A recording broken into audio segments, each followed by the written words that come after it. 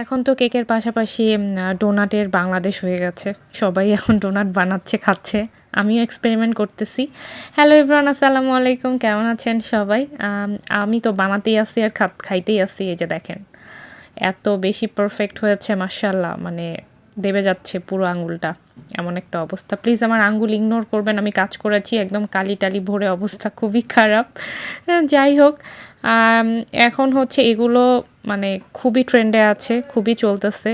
আর এগুলো কাজ করা খুবই সেন্সিটিভ। দেখেন একটা এয়ার বাবল বের হয়ে গেছে, মানে একটু এদিক ওদিক হলেই হচ্ছে আপনার ডোনাটগুলো পারফেক্ট হবে না।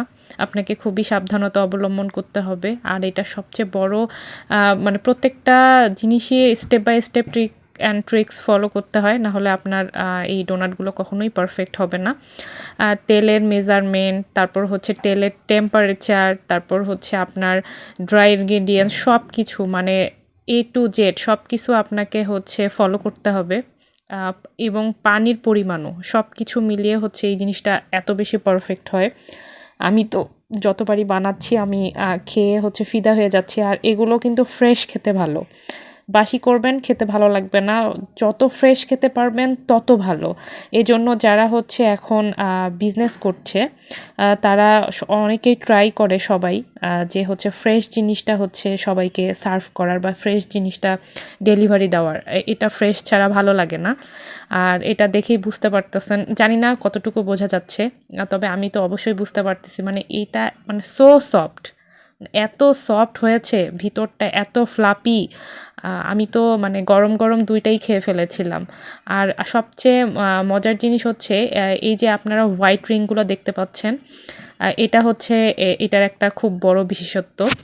আসলে অনেক সৌন্দর্য বাড়ায় বোম্বলনির। আর এই যে আমার রিং ডোনাটগুলো কত সুন্দর হয়েছে, আমার মানে এইগুলো দেখতেই ভালো লাগে। মানে এইটা হচ্ছে চোখের শান্তি, মানে যখন কাজ করব করে এইরকম হচ্ছে ফ্লাপি ফুলে ফুলে উঠবে, মানে জিনিসটা এত পারফেক্ট হবে, এটা দেখতেই এত বেশি ভালো লাগে। তো হচ্ছে মানে খুব শাইনি একটা লুক দেয়। এটাও একটা ট্রিক্স, যে হচ্ছে খুব শাইনি একটা লুক দিবে। তো হচ্ছে আমি রিং ডোনাটগুলো বানিয়ে নিচ্ছিলাম। বোম্বলনিগুলো তো হয়ে গিয়েছে। এগুলো খুবই মানে অল্প আছে, অল্প তাপে খুব সাবধানে বানাতে হয়। আমি তো দুইবার, একবার পুড়ে ফেলেছিলাম। মানে ট্রাই করছি আসলে আমি, খুবই ট্রাইয়ের মধ্যেই আছি।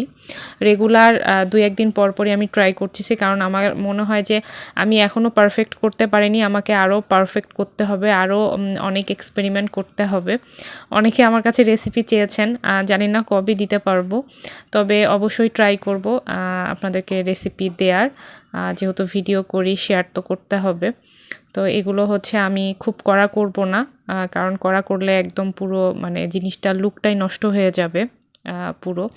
এগুলো ভাজার পরে গরম গরম যদি সঙ্গে সঙ্গে হচ্ছে এগুলো সুগার কোটিং করা যায়, স্নো কোটিং করা যায়, এত বেশি মজা লাগে।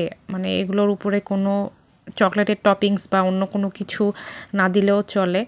আমি স্টোর করে রেখেছিলাম, তো আপনাদের সঙ্গে শেয়ার করলাম। কেমন লাগলো ভিডিওটা অবশ্যই জানাবেন।